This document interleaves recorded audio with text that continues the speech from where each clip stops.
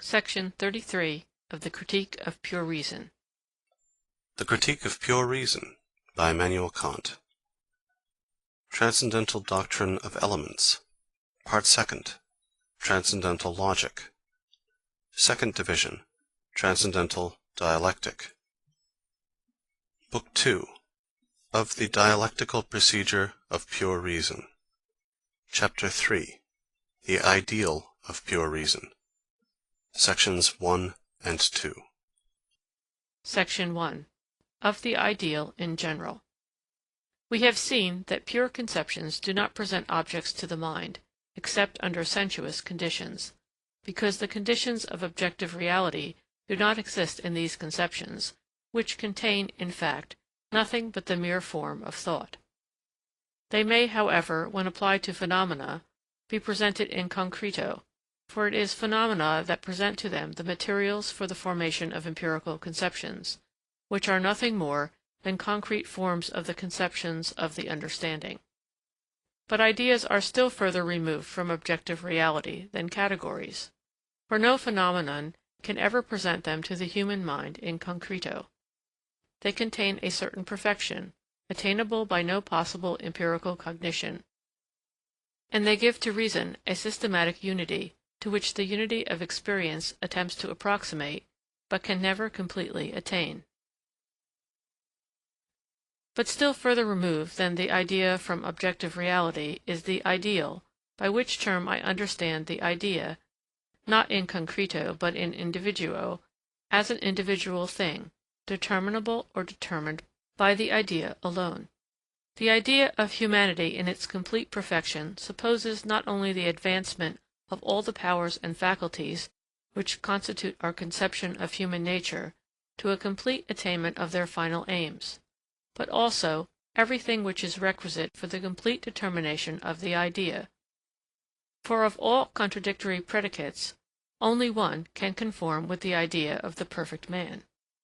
What I have termed an ideal was in Plato's philosophy an idea of the divine mind, an individual object present to its pure intuition, the most perfect of every kind of possible beings, and the archetype of all phenomenal existences.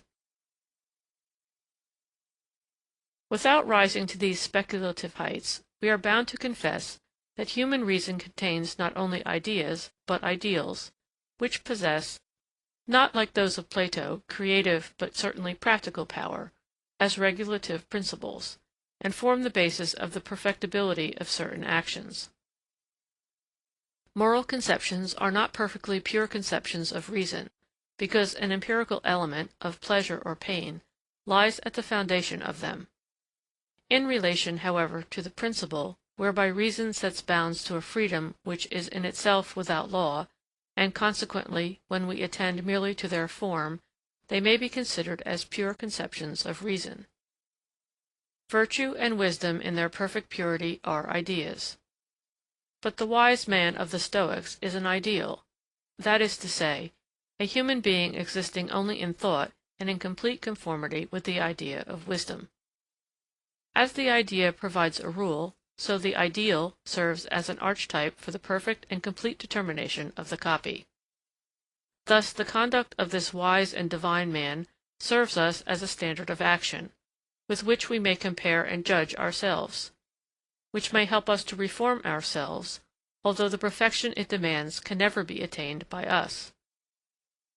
Although we cannot concede objective reality to these ideals, they are not to be considered as chimeras. On the contrary, they provide reason with a standard, which enables it to estimate, by comparison, the degree of incompleteness in the objects presented to it. But to aim at realizing the ideal in an example in the world of experience, to describe, for instance, the character of the perfectly wise man in a romance, is impracticable. Nay, more, there is something absurd in the attempt, and the result must be little edifying, as the natural limitations, which are continually breaking in upon the perfection and completeness of the idea, destroy the illusion in the story, and throw an air of suspicion even on what is good in the idea, which hence appears fictitious and unreal. Such is the constitution of the ideal of reason, which is always based upon determinate conceptions, and serves as a rule and a model for limitation or of criticism. Very different is the nature of the ideals of the imagination. Of these it is impossible to present an intelligible conception. They are a kind of monogram, drawn according to no determinate rule, and forming rather a vague picture, the production of many diverse experiences, than a determinate image. Such are the ideals which painters and physiognomists profess to have in their minds, and which can serve neither as a model for production nor as a standard for appreciation. They may be termed, though improperly, sensuous ideals, as they are declared to be models of certain possible empirical intuitions. They cannot, however, furnish rules or standards for explanation or examination. In its ideals, reason aims at complete and perfect determination according to a priori rules, and hence it cogitates an object which must be completely determinable in conformity with principles, although all empirical conditions are absent, and the conception of the object is on this account transcendent. Section 2. Of the Transcendental Ideal. Prototypon transcendentale. Every conception is, in relation to that which is not contained in it, undetermined and subject to the principle of determinability. This principle is that, of every two contradictorily opposed predicates, only one can belong to a conception. It is a purely logical principle, itself based upon the principle of contradiction, inasmuch as it makes complete abstraction of the content and attends merely to the logical form of the cognition. But again, everything, as regards its possibility, is also subject to the principle of complete determination, according to which one of all the possible contradictory predicates of things must belong to it. This principle is not based merely upon that of contradiction, for, in addition to the relation between two contradictory predicates, it regards everything as standing in a relation to the sum of possibilities, as the sum total of all predicates of things, and, while presupposing this sum as an a priori condition, presents to the mind everything as receiving the possibility of its individual existence from the relation it bears to, and the share it possesses in, the aforesaid sum of possibilities. Footnote 64. Thus this principle declares everything to possess a relation to a common correlate, the sum total of possibility, which, if discovered to exist in the idea of one individual thing, would establish the affinity of all possible things, from the identity of the ground of their complete determination. The determinability of every conception is subordinate to the universality, Allgemeinheit Universalitas, of the principle of excluded middle, the determination of a thing to the totality, Allheit Universitas, of all possible predicates. End footnote. The principle of complete determination relates to the content and not to the logical form.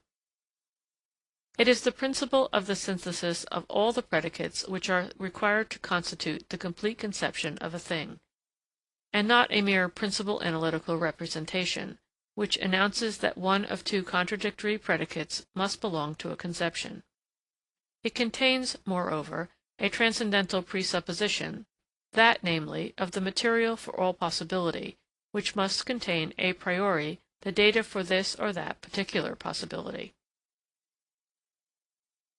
The proposition, everything which exists is completely determined, means not only that one of every pair of given contradictory attributes, but that one of all possible attributes, is always predicable of the thing. In it the predicates are not merely compared logically with each other, but the thing itself is transcendentally compared with the sum total of all possible predicates. The proposition is equivalent to saying, to attain to a complete knowledge of a thing, it is necessary to possess a knowledge of everything that is possible, and to determine it thereby in a positive or negative manner. The conception of complete determination is consequently a conception which cannot be presented in its totality in concreto, and is therefore based upon an idea, which has its seat in the reason. The faculty which prescribes to the understanding, the laws of its harmonious and perfect exercise. Now, although this idea of the sum total of all possibility, in so far as it forms the condition of the complete determination of everything, is itself undetermined in relation to the predicates which may constitute this sum total, and we cogitate in it merely the sum total of all possible predicates, we nevertheless find, upon closer examination, that this idea, as a primitive conception of the mind, excludes a large number of predicates, those deduced, and those irreconcilable with others, and that it is evolved as a conception completely determined a priori. Thus it becomes the conception of an individual object, which is completely determined by and through the mere idea, and must consequently be termed an ideal of pure reason. When we consider all possible predicates, not merely logically, but transcendentally, that is to say, with reference to the content which may be cogitated as existing in them a priori, we shall find that some indicate a being, others merely a non-being. The logical negation expressed in the word not does not properly belong to a conception, but only to the relation of one conception to another in a judgment, and is consequently quite insufficient to present to the mind the content of a conception. The expression not mortal does not indicate that a non-being is cogitated in the object. It does not concern the content at all. A transcendental negation, on the contrary, indicates non-being in itself, and is opposed to transcendental affirmation, the conception of which of itself expresses a being. Hence, this affirmation indicates a reality, because in and through it objects are considered to be something, to be things, while the opposite negation, on the other hand, indicates a mere want, or privation, or absence, and, where such negations alone are attached to a representation, the non-existence of anything corresponding to the representation. Now, a negation cannot be cogitated as determined, without cogitating at the same time the opposite affirmation. The man born blind has not the least notion of darkness, because he has none of the light. The vagabond knows nothing of poverty, because he has never known what it is to be in comfort. Footnote 65. The investigations and calculations of astronomers have taught us much that is wonderful, but the most important lesson we have received from them is the discovery of the abyss of our ignorance in relation to the universe, an ignorance the magnitude of which reason, without the information thus derived, could never have conceived. This discovery of our deficiencies must produce a great change in the determination of the aims of human reason. End footnote. The ignorant man has no conception of his ignorance, because he has no conception of knowledge. All conceptions of negatives are accordingly derived or deduced conceptions, and realities contain the data and, so to speak, the material or transcendental content of the possibility and complete determination of all things. If, therefore, a transcendental substratum lies at the foundation of the complete determination of things, a substratum which is to form the fund from which all possible predicates of things are to be supplied, this substratum cannot be anything else than the idea of a sum total of reality, omnitudo realitatis. In this view, negations are nothing but limitations, a term which could not, with propriety, be applied to them, if the unlimited, the all, did not form the true basis of our conception. This conception of a sum total of reality is the conception of a thing in itself, regarded as completely determined, and the conception of an ens realissimum is the conception of an individual being, inasmuch as it is determined by that predicate of all possible contradictory predicates, which indicates and belongs to being. It is, therefore, a transcendental ideal which forms the basis of the complete determination of everything that exists, and is the highest material condition of its possibility, a condition on which must rest the cogitation of all objects with respect to their content. Nay, more, This ideal is the only proper ideal of which the human mind is capable, because in this case alone a general conception of a thing is completely determined by and through itself, and cognized as the representation of an individuum. The logical determination of a conception is based upon a disjunctive syllogism, the major of which contains the logical division of the extent of a general conception. The minor limits this extent to a certain part, while the conclusion determines the conception by this part. The general conception of a reality cannot be divided a priori, because, without the aid of experience, we cannot know any determinate kinds of reality, standing under the former as the genus. The transcendental principle of the complete determination of all things is therefore merely the representation of the sum total of all reality. It is not a conception which is the genus of all predicates under itself, but one which comprehends them all within itself. The complete determination of a thing is consequently based upon the limitation of this total of reality, so much being predicated of the thing, while all that remains over is excluded. A procedure which is in exact agreement with that of the disjunctive syllogism and the determination of the objects in the conclusion by one of the members of the division.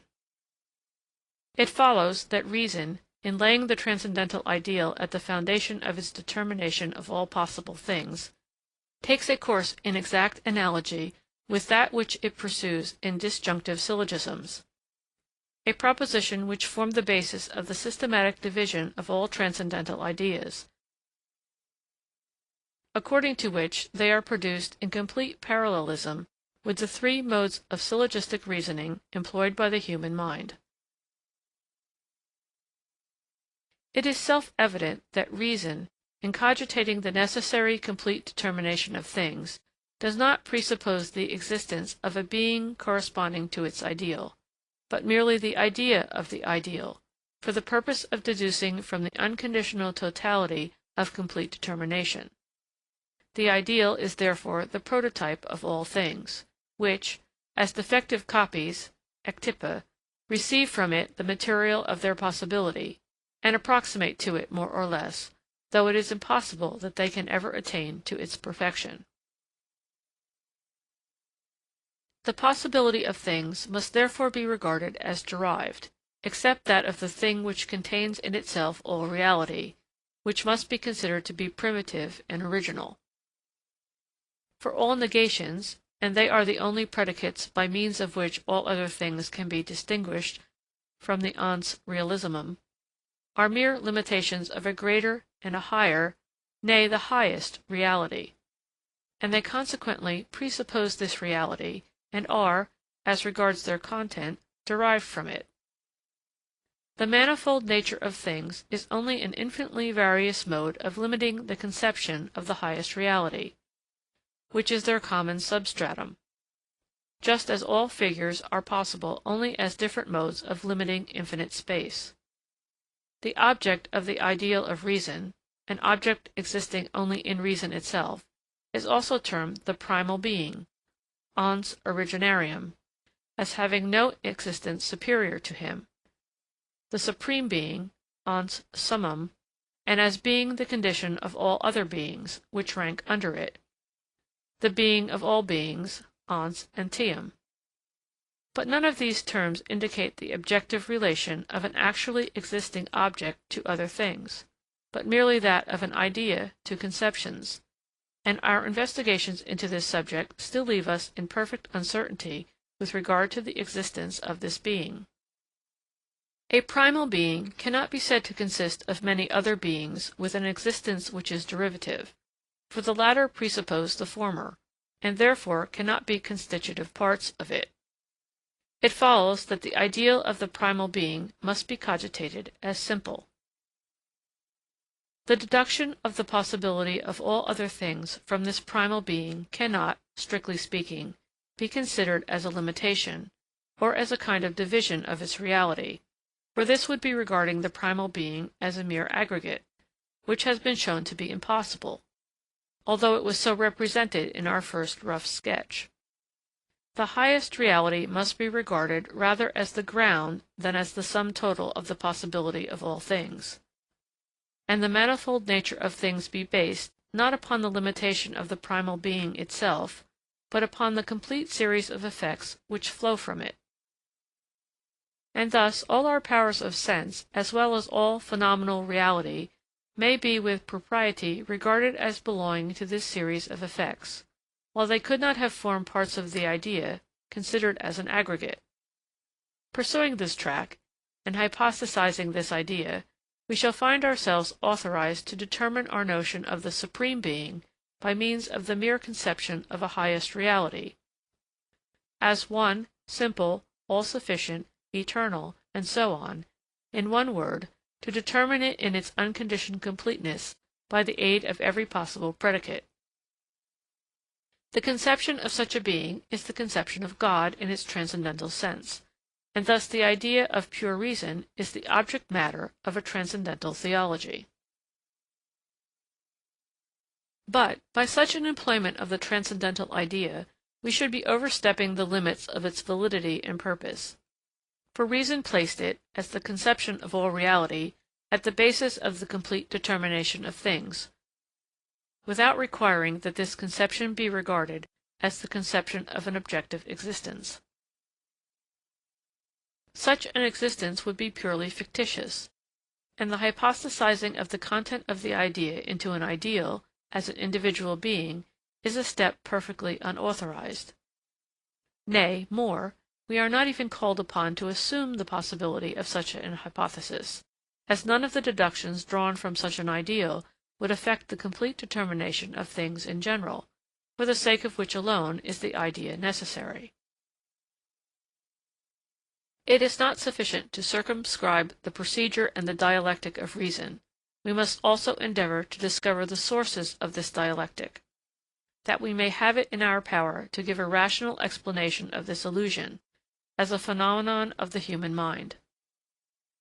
For the ideal, of which we are at present speaking, is based not upon an arbitrary, but upon a natural idea. The question hence arises, how happens it that reason regards the possibility of all things as deduced from a single possibility, that, to wit, of the highest reality, and presupposes this as existing in an individual and primal being? The answer is ready. It is at once presented by the procedure of transcendental analytic. The possibility of sensuous objects is a relation of these objects to thought, in which something, the empirical form, may be cogitated a priori, while that which constitutes the matter, the reality of the phenomenon, that element which corresponds to sensation, must be given from without, as otherwise it could not even be cogitated by, nor could its possibility be presentable to the mind.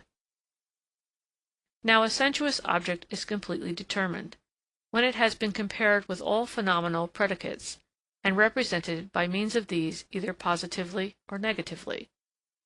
But, as that which constitutes the thing itself, the real in a phenomenon, must be given, and that, in which the real of all phenomena is given, is experience, one, sole, and all-embracing.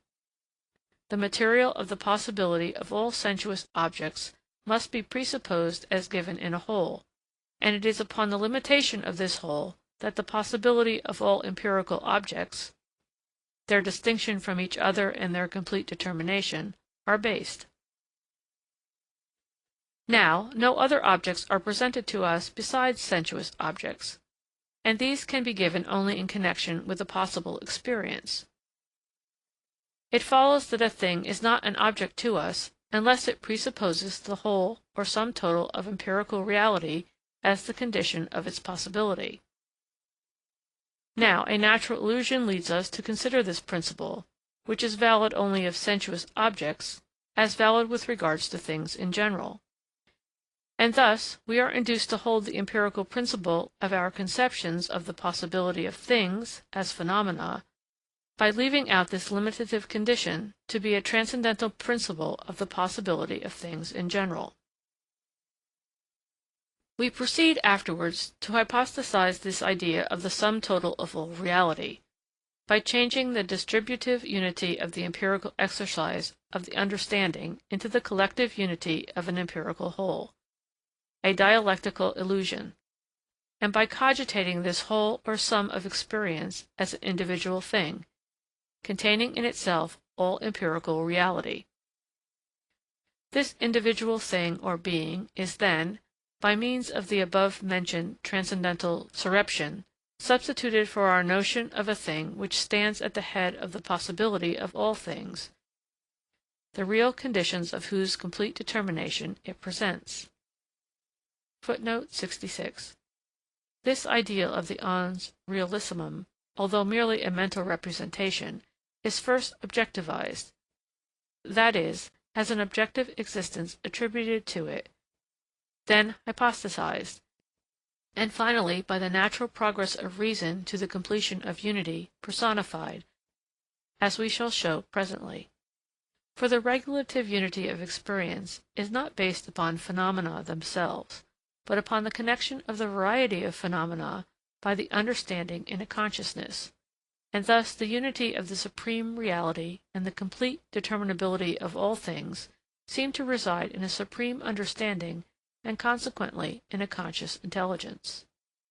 End of section.